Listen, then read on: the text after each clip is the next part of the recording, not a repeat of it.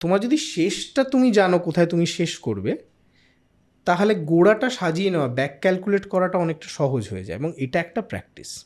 তো এই পিএলই জিনিসটা, এটা আমার মনে হয় সব ক্ষেত্রে অ্যাপ্লিকেবল, যারা লিখছেন, যারা পডকাস্ট করছেন, যে তুমি কোথায় শেষ করবে, বা একটা সেগমেন্ট হচ্ছে, বা কোথায় ছাড়বে, তোমার অডিয়েন্সকে কোথায় ছাড়বে, সেইটা আগে জানা দরকার। তারপরে তুমি সেখান থেকে ব্যাক ক্যালকুলেট করতে, এইটা করতে করতে ব্যাপারটা গোল হয়ে গেছে আর কি।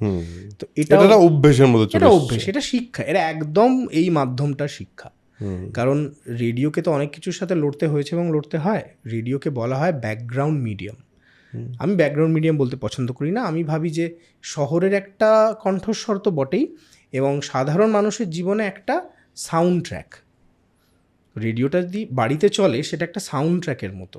মাঝে মাঝে হয় না যে কিছু দৃশ্যে সাউন্ড ট্র্যাকটা হঠাৎ বেড়ে এসে একদম সামনে চলে এলো, সেরকম কিছু কিছু দৃষ্টান্ত হয়, খুব কম হয়, কিন্তু সেই ম্যাজিকটা হয় যে এমন একটা কনভারসেশন হলো যে যেটা যিনি শুনছিলেনও না, তিনি ভলিউম বাড়িয়ে বসে বসে শুনলেন, এবং হয়তো সেটা যদি বারবার হয়, তাহলে সেটার জন্য অপেক্ষা করেন। এর একটাই উদাহরণ আছে, সেটা হচ্ছে মহিষাসুরমর্দিনী।